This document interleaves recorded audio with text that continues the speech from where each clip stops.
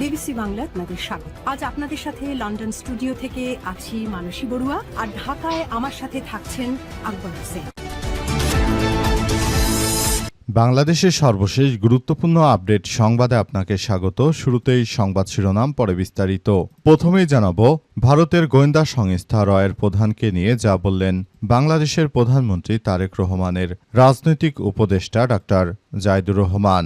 ভারতের প্রধানের বাংলাদেশ সফর নিয়ে জল্পনার কিছু নেই বলে জানিয়েছেন প্রধানমন্ত্রীর পলিসি ও স্ট্র্যাটেজি বিষয়ক উপদেষ্টা ডাক্তার জাইদুর রহমান। তিনি বলেছেন, প্রধান চীন থেকে ঢাকায় এসেছেন, এটা তার এক ধরনের সফর। হয়তো তার সফর শেষে সরকার কোনো বিবৃতি দিলেও দিতে পারেন।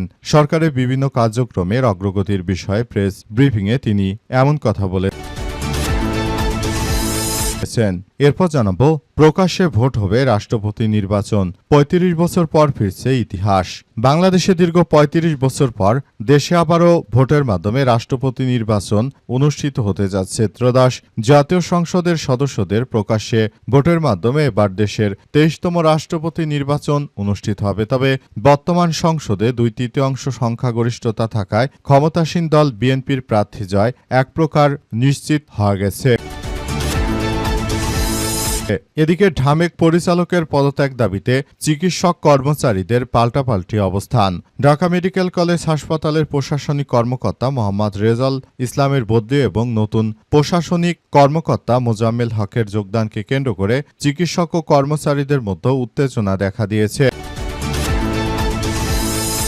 এবারে জানাবো রামদা ঠেকিয়ে এমপির বাড়ি জমি লিখে নেন সৎ ভাইয়েরা, স্ত্রীর অভিযোগে মামলা। সুনামগঞ্জ ২ দিরাইশাল্লা আসনের সংসদ সদস্য নাসির উদ্দিন চৌধুরীর অসুস্থতার সুযোগ নিয়ে গলায় রামদা ধরে বাড়িসহ সম্পত্তির দলিল রেজিস্ট্রি করে নেওয়ার অভিযোগ উঠেছে তার সৎ ভাইদের বিরুদ্ধে।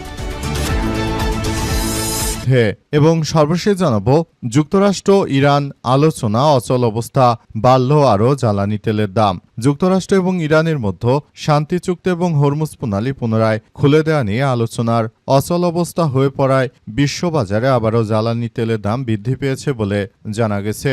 মূলত মার্কিন যুক্তরাষ্ট্র অনেক আধিপত্যবাদ বিস্তার করে ইরানকে গুড়িয়ে দেওয়ার যে স্বপ্ন দেখেছিল, তাদের সেই স্বপ্ন একদম মাটির সঙ্গে মিশিয়ে দিয়েছে ইরানের বিপ্লবী গার্ড বাহিনীর সদস্যরা। অবস্থায় যুক্তরাষ্ট্র এবার কল্লাকাটা মাগুর মাছের মতো লাফিয়ে বেড়াচ্ছে, কিন্তু কাজে তারা কিছুই করতে পারছে না। ইরান তাদের ২০ দাঁত উপড়ে দিয়েছে। প্রিয় দর্শক, এতক্ষণ শুনছিলেন সংবাদ শিরোনাম, এবারে বিস্তারিত। তবে তার আগে বন্ধুরা অনুরোধ থাকবে এই সংবাদটিতে একটি লাইক দিন। এই চ্যানেলে আপনি নতুন হয়ে থাকলে আমাদের সংবাদটি দেখতে দেখতে চ্যানেলটি সাবস্ক্রাইব করে রাখুন। কমেন্ট করে বন্ধুরা আপনার মূল্যবান মতামত জানিয়ে দিন আপনি বিশ্বের কোন দেশ থেকে বা বাংলাদেশের কোন স্থান থেকে আমাদের সংবাদটি দেখছেন এবং শুনছেন। আর বন্ধুরা, সংবাদটি আপনার সোশ্যাল মিডিয়া ফেসবুকে শেয়ার করে বন্ধুদেরও দেখার সুযোগ করে দিন। গাজা যুদ্ধে আপনি যদি নিরীহ ফিলিস্তিনিদের ভালোবেসে থাকেন বন্ধুরা, কমেন্টে ইয়েস লিখে পুরো বিশ্ববাসীকে আমাদের এই তাজা আপডেটটি দেখার সুযোগ করে দিন। এবারে বিস্তারিত। প্রধানের বাংলাদেশ সফর নিয়ে যা বললেন তথ্য উপদেষ্টা। ভারতের প্রধান বাংলাদেশে এসেছেন, তবে তার সফর নিয়ে জল্পনা কল্পনার কিছু নেই বলে জানিয়েছেন প্রধানমন্ত্রীর পলিসি স্ট্র্যাটেজিক বিষয়ক উপদেষ্টা ডাক্তার জাইদুর রহমান। তিনি মনে করেন প্রধান চীন থেকে ঢাকায় এসেছে, এটা তার এক ধরনের সফর। হয়তো তার সফর শেষে সরকার কোনো বিবৃতি দিলেও দিতে পারে। সরকারের বিভিন্ন কার্যক্রমের অগ্রগতির বিষয়ে প্রেস ব্রিফিংয়ে তিনি এসব কথা জানান। এসএসসি ও সমমানা পরীক্ষার্থীদের পাশের হার কমার বিষয়ে সংবাদ সম্মেলনে ডাক্তার জাইদুর রহমান বলেছেন, এবার জিপিএ 5 এবং পাশের হার কমেছে। যেন তেনভাবে নম্বর দেওয়া এবং পাশ করানোর প্রবণতা ছিল। একই সময়ে সরকার শিক্ষার মানের দিকে খেয়াল রাখবে, সেটি প্রথমেই জানান দেওয়া হয়েছিল। জ্বালানি তেল সরবরাহের বিষয়ে তিনি মনে করেন, দেশে নিরবিচ্ছিন্ন ও নিরাপদ জ্বালানি তেল সরবরাহ নিশ্চিত করতে বেসরকারি পর্যায়ে পরিশোধিত জ্বালানি আমদানিপূর্বক সংরক্ষণ, পরিবহন ও বিতরণ ও বিপণন নীতিমালা 2026-এর খসড়া প্রণয়নের উদ্যোগ নিয়েছে সরকার। প্রস্তাবিত নীতিমালা প্রণয়নের মূল উদ্দেশ্য হল দেশের জ্বালানি নিরাপত্তা নিশ্চিত করা এবং নিরবিচ্ছিন্ন সরবরাহ বজায় রাখা, এছাড়াও একটি স্বচ্ছ ও প্রতিযোগিতামূলক ব্যবস্থা গড়ে তোলার মাধ্যমে জরুরি বা সংকট চলাকালীন পরিস্থিতি বিদ্যমান সরকারি ব্যবস্থার পাশাপাশি বেসরকারি খাতের অবকাঠামো ও বিনিয়োগ সক্ষমতাকে জাতীয় স্বার্থে এই নীতিমালার লক্ষ্য। এই নীতিমালার মাধ্যমে কাউকে বিশেষ সুবিধা দেওয়ার কোনো সুযোগ নেই বলে দাবি করেন তিনি। কিন্তু যদি বেসরকারি হাত, বিশেষ করে বাংলাদেশে যদি বসুন্ধরার গ্রুপের মতো ব্যক্তিদের কাছে বাংলাদেশের জ্বালানি আমদানির বিষয়গুলো চলে যায়, সেক্ষেত্রে তারা যে কোনো সময় চাইলে এই সিন্ডিকেট করে তারা বাংলাদেশের মধ্যে এক বড় ধরনের সমস্যার সৃষ্টি করতে পারে। বিষয়গুলো বর্তমান সরকারের কোনো দায়িত্বশীল ব্যক্তিরা কি ধরনের কথাবার্তা বলতে শুরু করেছে। এভাবে যদি চলতে থাকে তাহলে তো এই দেশ আবারও ভবিষ্যতে একটি সংকটের দিকেই ত্বরান্বিত হবে। এক্ষেত্রে বর্তমান সরকার যে কি স্ট্র্যাটেজি নিয়ে চলা শুরু করেছে সেটি আসলে আমরা বুঝতে পারছি না। প্রকাশ্যে ভোট হবে রাষ্ট্রপতি নির্বাচনে ৩৫ বছর পর ফিরছে ইতিহাস। বাংলাদেশে নতুন করে এক বিপর্যয়কর পরিস্থিতি থেকে বেরিয়ে আসার মধ্য দিয়ে দেশটাকে সুন্দর ও সমৃদ্ধির পথে এগিয়ে নিয়ে যাওয়া হচ্ছে বলে এমন কথা জানা যাচ্ছে। অবস্থায় বাংলাদেশটা একটি ভালো অবস্থানের মধ্য দিয়ে এগিয়ে যাক সেই প্রত্যাশা থাকবে আমাদের সবার, এবং আমরা বিষয়গুলোকে খুবই গুরুত্ব সহকারে মনে করি।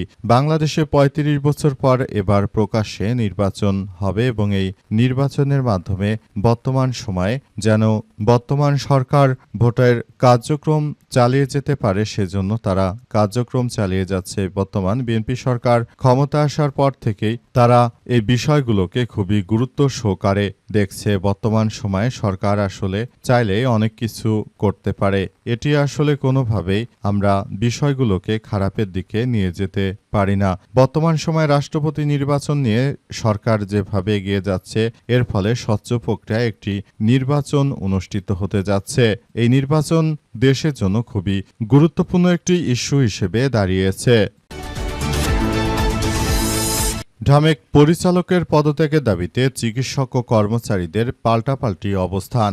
ঢাকা মেডিকেল কলেজ হাসপাতালের প্রশাসনিক কর্মকর্তা মোহাম্মদ রেজাউল ইসলামের বদলি এবং নতুন প্রশাসনিক কর্মকর্তা মোজাম্মেল হকের যোগদানকে কেন্দ্র করে চিকিৎসক ও কর্মচারীদের মধ্যে উত্তেজনা দেখা দিয়েছে। চিকিৎসক ও শিক্ষার্থীদের একটি পক্ষ হাসপাতালের পরিচালক ব্রিগেডিয়ার জেনারেল আসাদুজ্জামানের পদত্যাগ দাবি করে তার কক্ষে অবস্থান নিয়েছে। অন্যদিকে তৃতীয় ও চতুর্থ শ্রেণীর কর্মচারীরা তাদের সহকর্মী মোহাম্মদ হানিফকে মারধরের অভিযোগের বিচারের দাবিতে পরিচালকের কাছে স্মারকলিপি দিতে এসে অবস্থান নিয়েছে।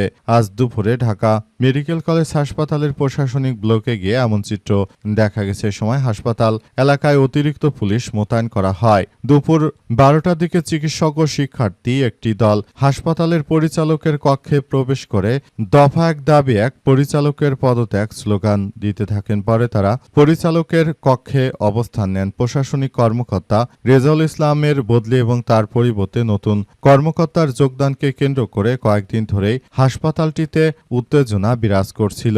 সম্প্রতি প্রশাসনিক কর্মকর্তা মোহাম্মদ রেজাউল ইসলামকে ময়মনসিংহ মেডিকেল কলেজ হাসপাতালে বদলি করা হয়। একই সঙ্গে ময়মনসিংহের প্রশাসনিক কর্মকর্তা মোজাম্মেল হককে ঢাকা মেডিকেল কলেজ হাসপাতালে বদলি করা হয়। তবে মোজাম্মেল হককে ঢাকা মেডিকেলে যোগদান করতে না দেওয়ায় চিকিৎসকদের একটি পক্ষ পরিচালকের সঙ্গে দফায় দফায় বৈঠক করে। ওই পক্ষের চিকিৎসকরা মোজাম্মেল হকে দ্রুত যোগদান দেওয়ার দাবি জানিয়ে আসছিল। গত রোববার স্বাস্থ্য অধিদপ্তর থেকে প্রশাসনিক কর্মকর্তা রেজাউল ইসলামকে ময়মনসিংহে বদলি করে আদেশ দেওয়া হয়। এর আগে সোমবার চিকিৎসকদের ওই পক্ষ রেজাউলের কক্ষে তালা দিতে গেলে শ্রেণীর কর্মচারী মোহাম্মদ হানিফের কাছে তালা চানের সময় চিকিৎসকরা তাকে মারধর করে বলে অভিযোগ করেন হানিফ। রামদা থেকে এমপির বাড়ি জমি লিখে নেন সৎ ভাইয়েরা, স্ত্রীর অভিযোগে মামলা। সুনামগঞ্জ 2 দিরাল্লাহ সাল্লা এবং এ আসনের বিএনপি সংসদ সদস্য অচল নাসির উদ্দিন চৌধুরীর অসুস্থতার অভিযোগ নিয়ে গলায় রামদা ধরে বাড়িসহ সম্পত্তি দলিল রেজিস্ট্রি করে নেওয়ার অভিযোগ উঠেছে তার সৎ ভাইদের বিরুদ্ধে।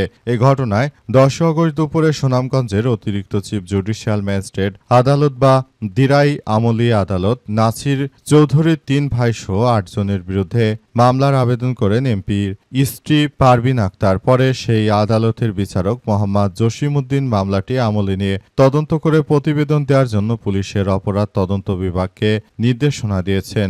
জাগো নিউজকে এই তথ্য নিশ্চিত করেন আদালতের বেঞ্চ সহকারী মোহিত লাল চন্দ্র। মামলার আসামিরা হলেন এমপির নাসির উদ্দিন চৌধুরীর সৎ ভাই মঈনুদ্দিন চৌধুরী মাসুক, মিজানুর রহমান চৌধুরী এবং মোসলে উদ্দিন চৌধুরী। এছাড়াও দিরাই উপজেলার মাতারগাঁও গ্রামের মৃত নাজমুল ইসলামের ছেলে আমিরুল ইসলাম, পুরাতন কনগাঁও গ্রামের আব্দুল নূর মিয়ার ছেলে সৈফুল ইসলাম চৌধুরী, তল বাউসী গ্রামের দলিল লেখক মুজিবুর রহমান, কলিয়ার কাপন গ্রামের নাজমুল ইসলামের ছেলে তাজুল ইসলাম এবং দিরাই সাল্লা নুরুল ইসলামের মেয়ে মোহরার মমতাজ বেগমকে আসামি করা হয়েছে।